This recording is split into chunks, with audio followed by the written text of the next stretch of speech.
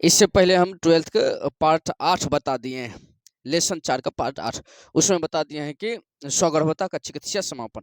स्वगर्भता का चिकित्सा समापन का मतलब होता है कि गर्भ में कैसे संतान को मार दिया जाता है, भ्रूण को मार दिया जाता है। आज हम पढ़ेंगे इनफर्टिलिटी, बांध्यता, बांझपन जिसको बोलते हैं इनफर्टिलिटी। इनफर्टिलिटी माने बांझपन।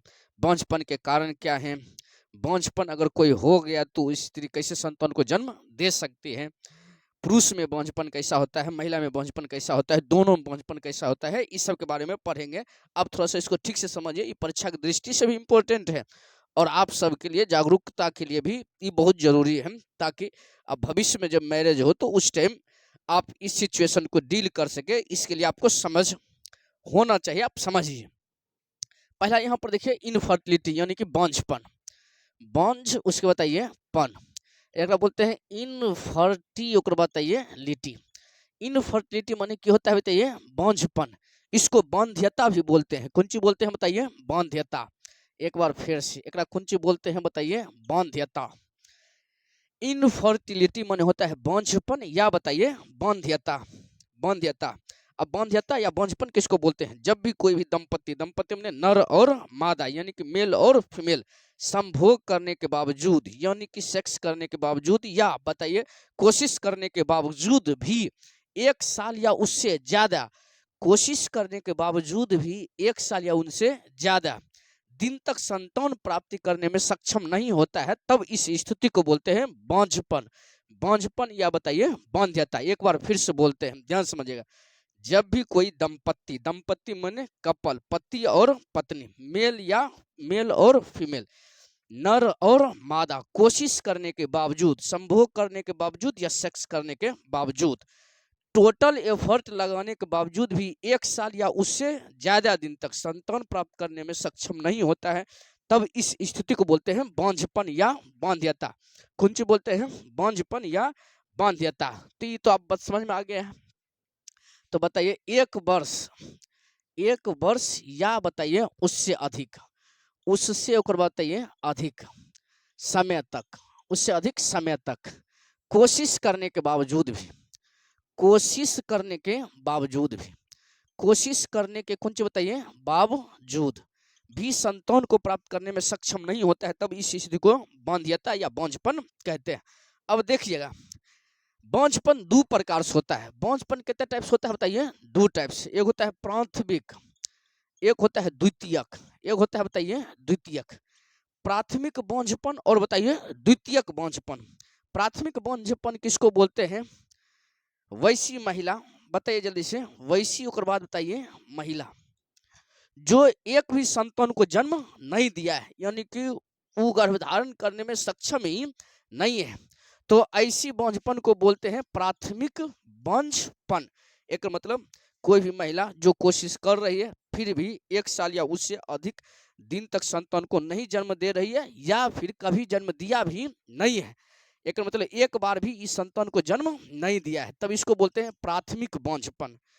क्या बोलते हैं सुगी, प्राथमिक बांझपन। अब द्वितीयक बांझपन किसको बोलते हैं, ध्यान समझिएगा।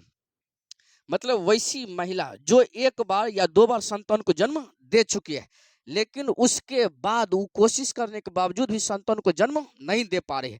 एक मतलब कि 1-2 बार संतान हो गया, उसके बाद रुक गया, उसके बाद वो कोशिश कर रही है तब पर भी संतान जन्म नहीं दे पा रही है, तब इस स्थिति को बोलते हैं द्वितीयक बांझपन। क्या बोलते हैं बताइए, द्वितीयक बांझपन। द्वितीयक बांझपन क्या होता है, तो वैसे दंपत्ति जो कोशिश करने के बावजूद भी, जब 1 या 2 बार संतान जन्म दे दिया है, उसके बाद कोशिश करने के बावजूद भी संतान को जन्म नहीं दे पा रही है, तब इस स्थिति को बोलते हैं द्वितीयक बांझपन। एक मतलब 1 बार भी संतान को जन्म अभी तक नहीं दिया है, 1-2 बार संतान को जन्म दे दिया है, उसके बाद ही रुक गया है, तब इसको बोलते हैं द्वितीयक बांझपन। ये आपका कंसेप्ट क्लियर हो जाना चाहिए। अब आगे यहाँ पर देखिएगा बांझपन के कारण या बांझपन के देखिएगा रेटिंग। रेटिंग समझ लीजिए, रेटिंग क्या है। सबसे पहले ये जो 30%, 30% बताइए महिला में कमी होने के कारण, और 30% बताइए पुरुष में कमी होने के कारण।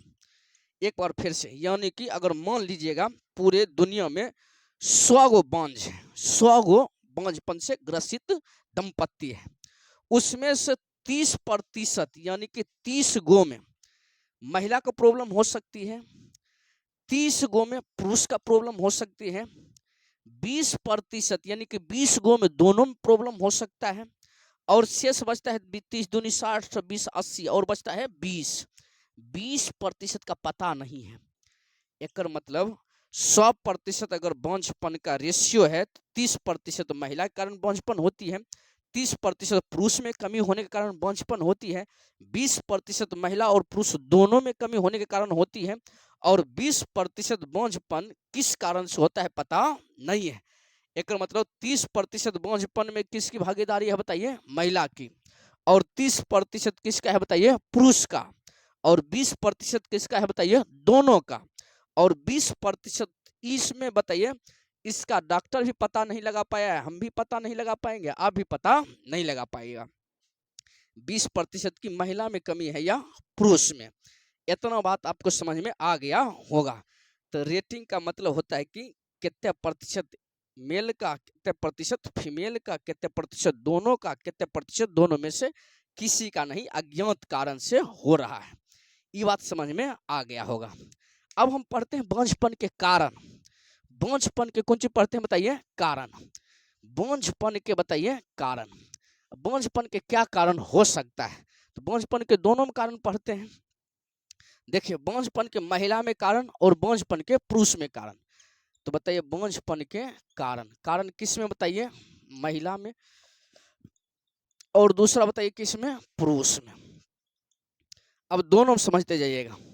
महिला में बांझपन का पहला कारण क्या हो सकता है, देखिए गर्भाशय की दीवार के 3 गो लेयर, गर्भाशय की दीवार के कितने लेयर बताइए, 3 गो। बाहरी वाला को बोलते हैं बताइए, एक बार फिर से, गर्भाशय की दीवार के क्या लेयर होता है, 3 गो, 3 गो।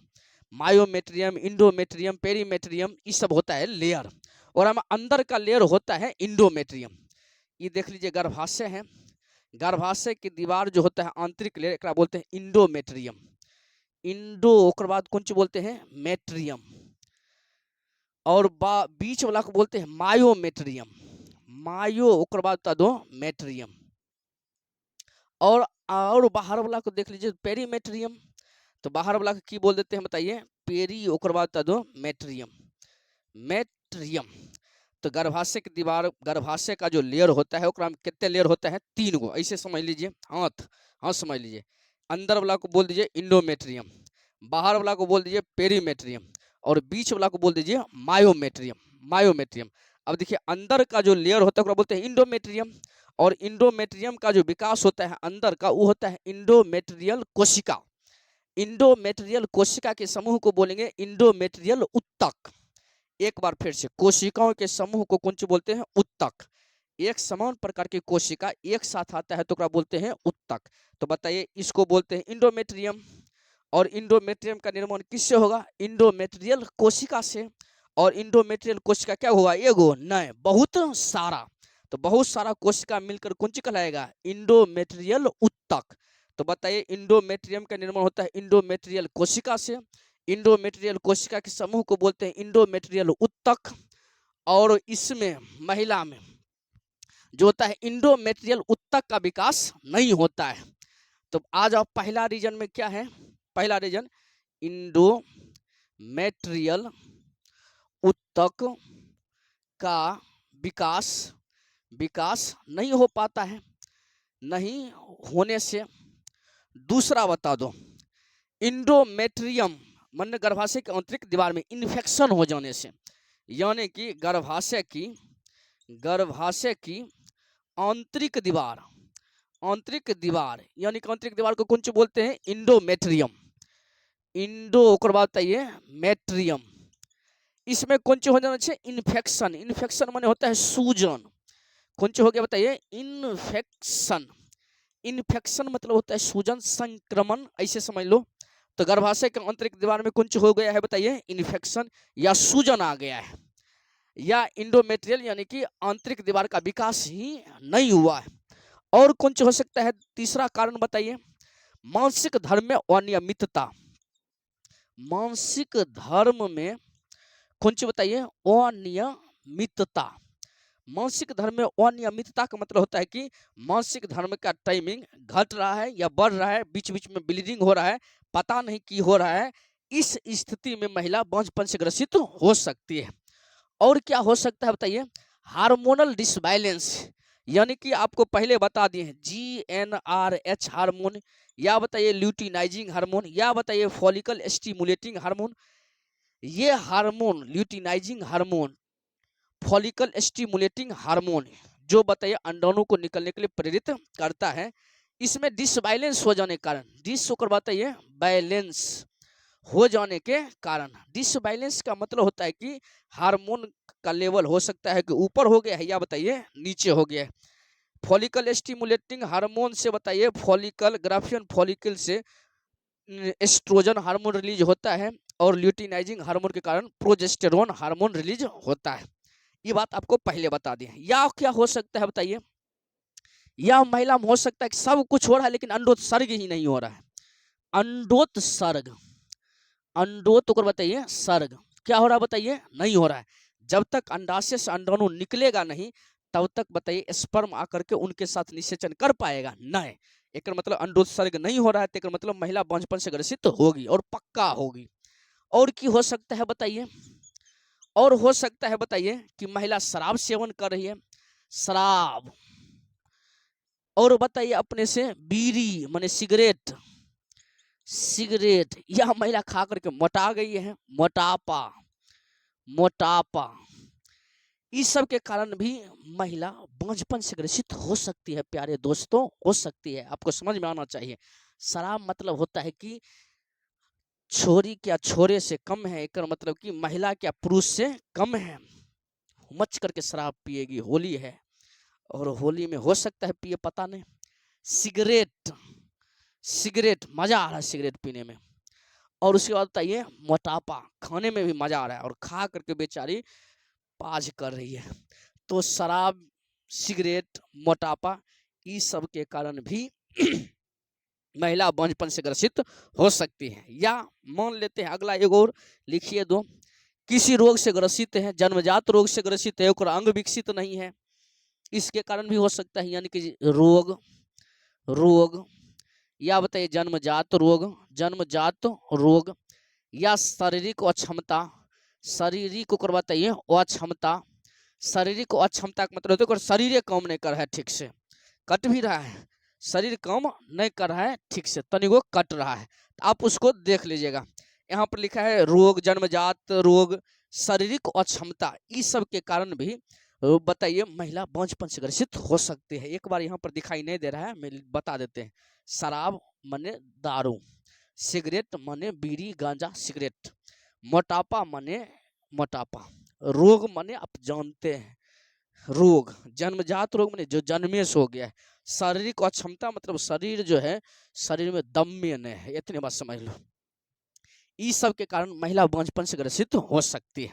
तो पहला बताइए, गर्भाशय के आंतरिक दीवार का विकसित नहीं होना, यानी कि उत्तक का विकास नहीं होना, या गर्भाशय के आंतरिक दीवार में बताइए कौन सी हो गया है, इन्फेक्शन, इन्फेक्शन माने या तो बताइए सूजन हो गया है, या मानसिक धर्म में कौन सी हो गया, अनियमितता, सॉरी, मानसिक धर्म की टाइमिंग घट रहा है या बढ़ रहा है, या बताइए गोनेडोट्रोपिक रिलीजिंग हार्मोन GnRH, ये हार्मोन के कारण हार्मोन डिसबैलेंस हो गया। डिसबैलेंस होने का मतलब होता है कि हार्मोन का लेवल या तो घट गया है या तो बढ़ गया है।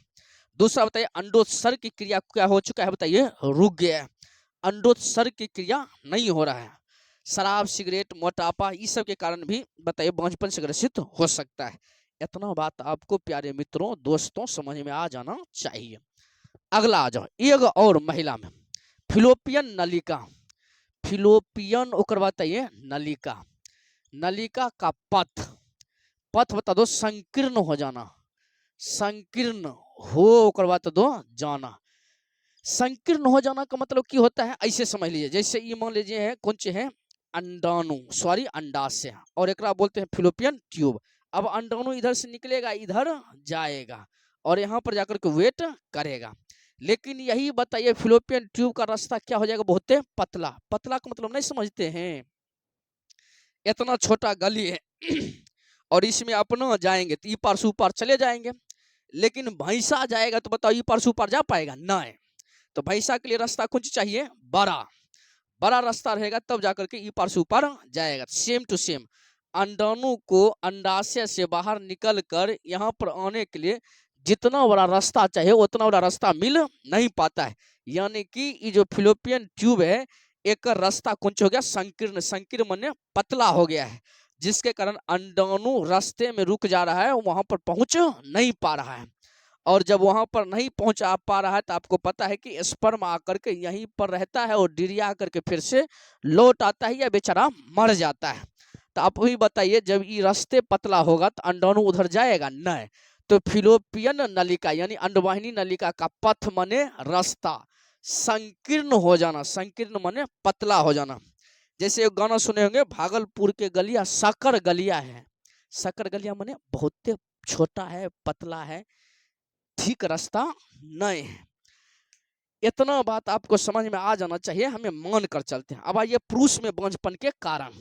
पुरुष में बांझपन के कारण, पुरुष में बांझपन के क्या क्या कारण हो सकते हैं? तो पुरुष में बांझपन के कारण यहाँ पर देखिएगा, पहला गुप्त वृषणता। गुप्त होकर बात बताइए वृषणता। वृषणता, गुप्त वृषणता क्या होता है?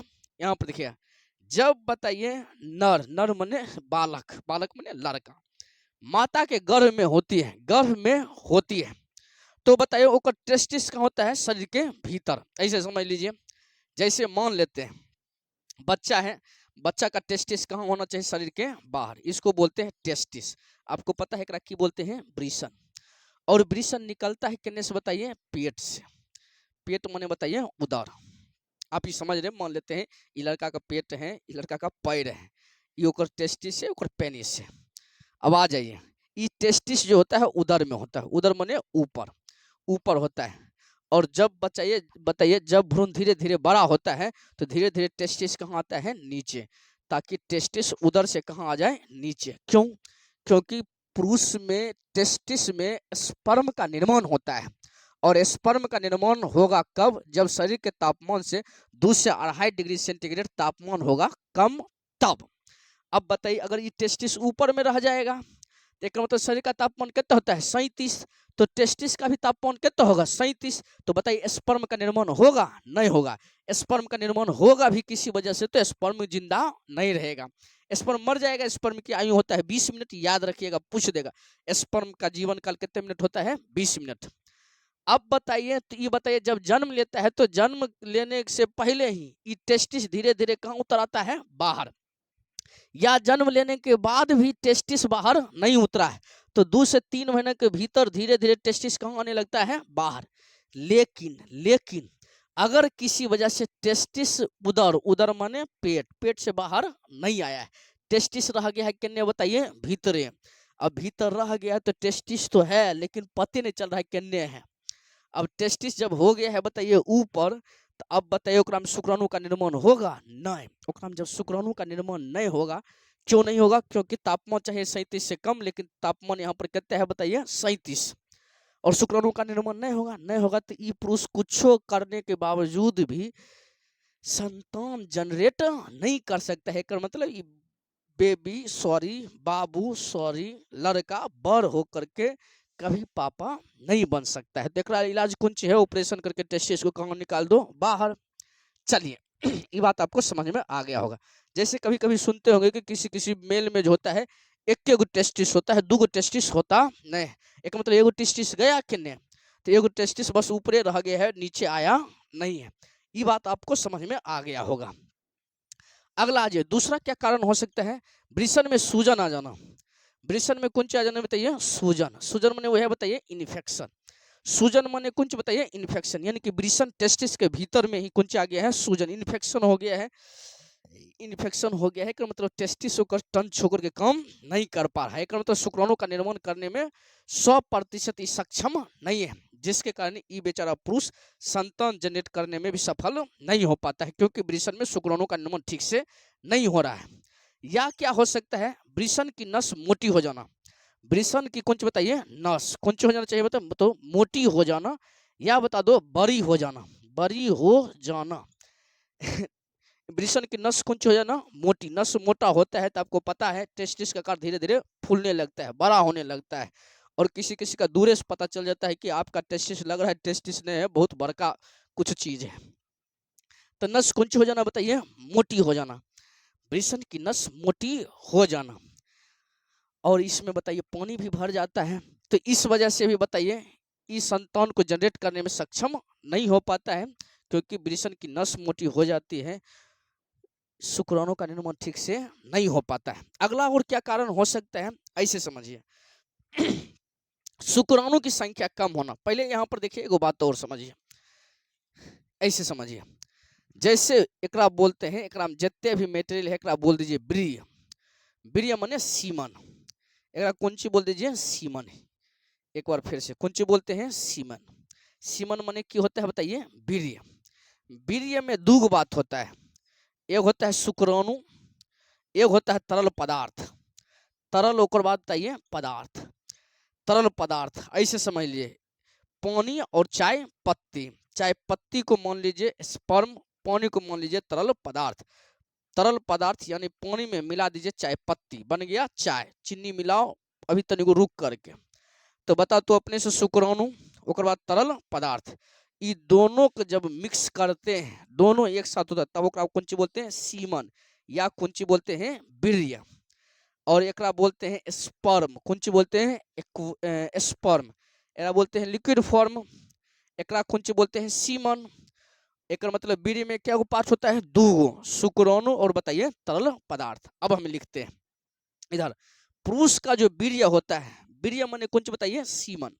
पुरुष का जो कौन ची होता है, वीर्य होता है, उसमें शुक्राणु की संख्या कम। शुक्राणु की संख्या कौन सी है बताइए, कम। शुक्राणु की संख्या कम है। अगर पुरुष के वीर्य यानी सीमन में शुक्राणु की संख्या कम है, एक मतलब जितना होना चाहिए शुक्राणु की संख्या उतना नहीं है, जिसके कारण ये बेचारा संभोग क्रिया तो कर लेता है, लेकिन स्पर्म इनका ओवम के साथ मिल नहीं पाता है। और नहीं मिल पाता है तो ऐसे पुरुष बताइए बांझपन से ग्रसित हो सकता है। एक बार फिर से बोलते हैं, वीर्य में यानी कि पुरुष के सीमन में शुक्राणु की संख्या कम होना। आपको पता है कि शुक्राणु की संख्या अधिक होती है, एक बार पुरुष स्पर्म को रिलीज करता है अपने पेनिस के माध्यम से, तब उसमें लगभग 10 से 20 मिलियन या बताइए 200 से 300 मिलियन, इतना मिलियन होता है, ध्यान रखना है, मिलियन की संख्या में स्पर्म निकलता है। और यहाँ पर बताइए स्पर्म ही एक कुंची है बताइए, कम। और स्पर्म कम होने के कारण जितना स्पर्म चाहिए उतना स्पर्म उसके वीर्य में नहीं है, जिसके कारण ऐसा पुरुष बताइए संतान को जन्म देने में सफल नहीं होता है। दूसरा और क्या हो सकता है, शुक्राणु की गतिशीलता। शुक्राणु की कौन सी बताइए, गतिशीलता। गतिशीलता कौन सी है बताइए, घट जाने के कारण। शुक्राणु की गतिशीलता घट जाने का कारण की मतलब की होता है, आपको पता है, एक बार फिर से आपको कौन सी है बताइए, पता है कि पता है। जैसे मान लेते हैं, ये बताइए कौन सी है बताइए, अंडाशय, सॉरी गर्भाशय, ये है अंडाशय। और आपको पता है यहाँ से अंडाणु निकल करके कहाँ पर रुकता है बताइए, यहाँ पर। और यहाँ से बताइए स्पर्म आता है, योनि मार्ग से कौन सी आता है, स्पर्म। और स्पर्म जो होता है मिलियन की संख्या में होता है, बहुत तेजी से निकलता है, सॉरी बहुत ज्यादा की संख्या में होता है, और बहुत तेजी से गति करता है, एकदम जैसे लगेगा कि मेट्रो ट्रेन है। और कौन ट्रेन बोलते हैं, जो ट्रेन आप समझ लीजिए, उतने स्पीड से ये घूमता है, बहुत तेज गति से क्या करता है बताइए, स्पर्म आगे बढ़ता है। इसको बोलते हैं स्पर्म की गतिशीलता। शुक्राणु की गतिशीलता बुलेट ट्रेन के स्पीड से गति करता है, या बताइए बंदूक के समान तेजी से गति करता है। तो बताइए एकरा बोलते हैं शुक्राणु की कौन सी बताइए, गतिशीलता। और ये पुरुष बताइए, अगर पुरुष के शुक्राणु की गतिशीलता ही घट गया है, गतिशीलता क्या हो गया बताइए, घट गया है, एक मतलब बेचारा पैसेंजर ट्रेन हो गया है। और ये पैसेंजर ट्रेन हो गया तो अब बताइए शुक्राणु जाएगा धीरे धीरे, और रास्ते में बेचारा कहीं पर रह जाएगा।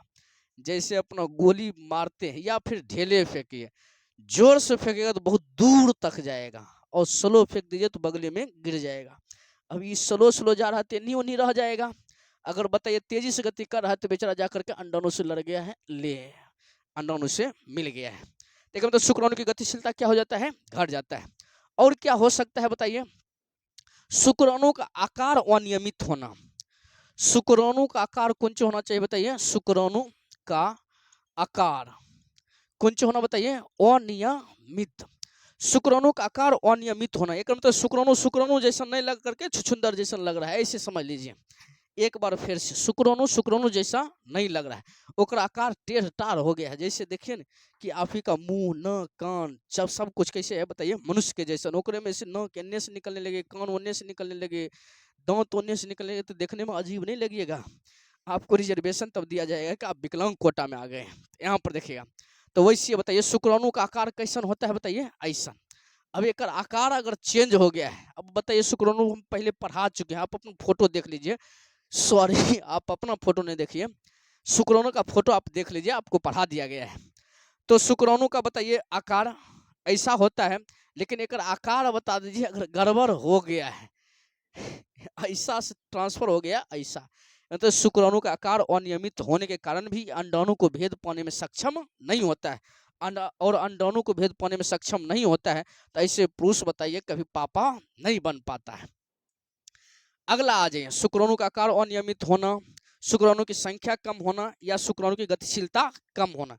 सीमेन में शुक्राणु की संख्या कम होना, सीमन में शुक्राणु की गतिशीलता कम होना, सीमन में शुक्राणु का आकार अनियमित होना। और क्या हो सकता है यहाँ पर देखिएगा, सेम बात शराब। उसके बाद बताइए जल्दी से, सिगरेट, और एक जोड़ दीजिए मोटापा। मोटापा, अगर बेचारा शराब पी रहा है, शराब, दूसरा बताइए सिगरेट पी रहा है, और उसके बाद बताइए ये भी बेचारा खा करके मोटा गया है भरदम, इस स्थिति में ऐसे पुरुष भी बांझपन से ग्रसित हो सकता है। लेकिन मतलब शराब के कारण भी, सिगरेट सबसे ज्यादा महुआ शराब जो पीता है वो ठीक से काम नहीं करता है। सिगरेट, उसके बाद बताइए मोटापा, इस सब के कारण भी बताइए पुरुष बांझपन से ग्रसित हो सकता है।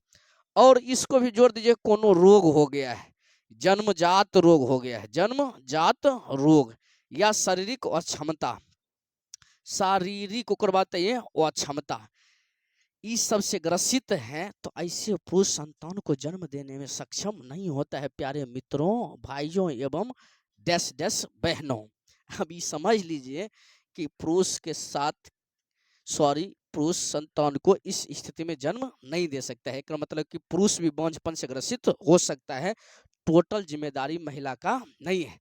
एक मतलब अगर संतान जन्म नहीं ले रहा है तो इसमें हो सकता है कि पुरुष की गलती ना हो, महिला की हो, या महिला का ना हो पुरुष का हो। गलती इसको नहीं बोलते हैं, शरीर में कुछ फॉल्ट हो गया है जिसके कारण संतान जन्म नहीं ले पा रहा है। इतना समझ में रहे, किसी का गलती नहीं होता है, कुछ में भी किसी का गलती नहीं होता है। अगला हम पढ़ते हैं, कौन सी बताइए? इसको दूर करने के उपाय। इसके दूर करने के कौन सी पढ़ेंगे? उपाय। अब देख लीजिए बांझपन को दूर करने के उपाय। अब बांझपन को दूर करने के उपाय का मतलब क्या होता है, ये बात तो हमें थोड़ा बतेबे नहीं किए, तो अभी हमें बता देते हैं, हमें वही पैटर्न ले। अब दूर करने के उपाय का मतलब यहाँ पर समझ लो। देखिए, जब कोई भी दंपति कोशिश कर रहा है कि 1 साल तक 1.5 साल तक कोशिश कर रहा है, हर वो पॉइंट में संभोग क्रिया में भाग ले रहा है, जिस पॉइंट पर गर्भधारण हो सकता है तब पर भी बेचारा या बेचारी से हो नहीं रहा है, तो अंत में वो डॉक्टर से सलाह लेना शुरू, दवाई खाना शुरू, बहुत कोशिश करता है। छोटा मोटा प्रॉब्लम हो तो दवाई से सुन जाता है, दवाई से ओकर काम बन जाता है, लेकिन बड़ा स्तर पर प्रॉब्लम होता है तो फिर इस स्थिति में ऐसे दंपति संतान को जन्म देने में सक्षम नहीं हो पाती है। और ऐसे स्थिति में जब संतान को जन्म देने में सक्षम नहीं हो पाती है, तब आता है, तब क्या आता है बताइए? सहायक चिकित्सीय, और बाद बताइए प्रौद्योगिकी। सहायक, और बाद सहायक गड़बड़ लिखा गया है, सहायक, और बताइए चिकित्सीय, और बाद बताइए प्रौद्योगिकी। अब बताइए सहायक चिकित्सा प्रौद्योगिकी, एक यूज कब करते हैं? रेयर केस, लास्ट स्टेज, जब हार मान गया है कि लग रहा है कि अब होगा नहीं, एक बोलते हैं ART, सहायक जनन प्रौद्योगिकी, ऐसे कर लो जनन, और बाद बताइए प्रौद्योगिकी, एक बोलते हैं ART, और बाद बताइए RT, असिस्टेड, लिखते हैं असिस्टेड रिप्रोडक्टिव रिप्रोडक्टिव, एकरा बोलते हैं टेक्नोलॉजी, टेक्नो को बताइए लॉजी, असिस्टेड रिप्रोडक्टिव टेक्नोलॉजी, सहायक जनन प्रौद्योगिकी, सहायक जनन प्रौद्योगिकी के माध्यम से दंपति को संतान जनरेट करने में हेल्प करते हैं। कब? जब दवाई और बताइए औषधि चूर्ण की से भी बात नहीं बनता है तब। अब आज ये ART सहायक जनन प्रौद्योगिकी, एक बार परिभाषा बोलते हैं। सहायक जनन प्रौद्योगिकी क्या होता है? वैसी प्रौद्योगिकी जो किसी भी बांझ दंपति को संतान जनरेट करने में हेल्प करता है या उत्तरदायी होता है, ऐसे टेक्नोलॉजी को की बोलते हैं? सहायक जनन प्रौद्योगिकी। एक बार फिर से बोलते हैं, वंस मोर, एक बार फिर से, तो ध्यान समझेगा। वैसे तकनीक जो बांझ दंपति को या बांझपन से ग्रसित दंपति को संतान जनरेट करने में, संतान उत्पन्न करने में सहायक होता है, ऐसे तकनीक कहलाता है सहायक जनन प्रौद्योगिकी, ART, असिस्टेड रिप्रोडक्टिव टेक्नोलॉजी। अब एक अपना 5 टाइप से संतान को जनरेट करवा सकते हैं। कितने टाइप से बताइए? 5 टाइप से। इसको मिटाते हैं क्योंकि एक में लिखेंगे 5 टाइप से। तो 5 टाइप क्या क्या हो सकता है तो एक बार देखते जाइएगा। देखिए 5 टाइप। पहला बताइए इन विट्रो फर्टिलाइजेशन, यहाँ पर लिखते हैं कौन सी होता है बताइए? पात्रे निषेचन, निषेचन, इन विट्रो फर्टिलाइजेशन। इन ओकर बताइए विट्रो फर्टिलाइजेशन। इंग्लिश नहीं लिखते हैं, इंग्लिश लास्ट में एक के बार सब वर्ड का इंग्लिश लिख देंगे। इंग्लिश लिखने में डिस्टर्ब होता है, आपको भी समझने में डिस्टर्ब होगा। इन विट्रो फर्टिलाइजेशन, फर्टी ओकर बताइए लाइजेशन, फर्टिलाई ओकर बताइए क्या नाम लिखे? Fertilization, FERTILIZATION। पता नहीं हमारे गड़बड़ है कि सही है। फर्टिलाइजेशन एक बार चेक कर लेना तो अपने। फर्टिलाइजेशन अभी नहीं लिखते हैं, इज्जत वाला बात है। फर्टिलाइजेशन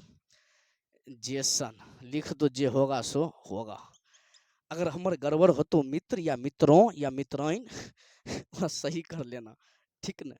चलो, पात्रे निषेचन। दूसरा की हो सकता है, यहाँ पर देखिएगा, दूसरा हो सकता है बताइए अंत कोशिकीय, कोशिकीय शुक्राणु, शुक्राणु कर बात है निक्षेपण, निक्षेपण, अंत कोशिकीय शुक्राणु निक्षेपण। तीसरा की हो सकता है बताइए? तीसरा हो सकता है युग्मक अंडवाहिनी नलिका स्थानांतरण, युग्मक अंडवाहिनी नलिका, नलिका ओकर बाद ये स्थानांतरण। और की हो सकता है? चौथा, चौथा हो सकता है बताइए अंतः गर्भाशयी वीर्य सेचन, अंत ओकर बाद ये गर्भाशयी, गर्भाशयी वीर्य सेचन, वीर्य ओकर बाद ये सेचन, अंतः गर्भाशयी वीर्य सेचन। इन खत्म हो गया है, अभी भरते हैं। अंतः गर्भाशयी वीर्य सेचन एक बोलते हैं कृत्रिम वीर्य सेचन, कृत्रिम वीर्य सेचन, वीर्य ओकर बाद ये सेचन। हमारे हिंदी तनिक गड़बड़ हो जाएगा, थोड़ा हमें समझाने पर फोकस कर रहे हैं, लिखने पर नहीं। आप थोड़ा सा वर्ड सुन करके आप कॉपी में लिख सकते हैं। अंतः गर्भाशयी वीर्य सेचन या कृत्रिम वीर्य सेचन। अगला की हो सकता है बताइए? सेरोगेसी, सेरो ओकर बताइए गेसी, सेरोगेसी।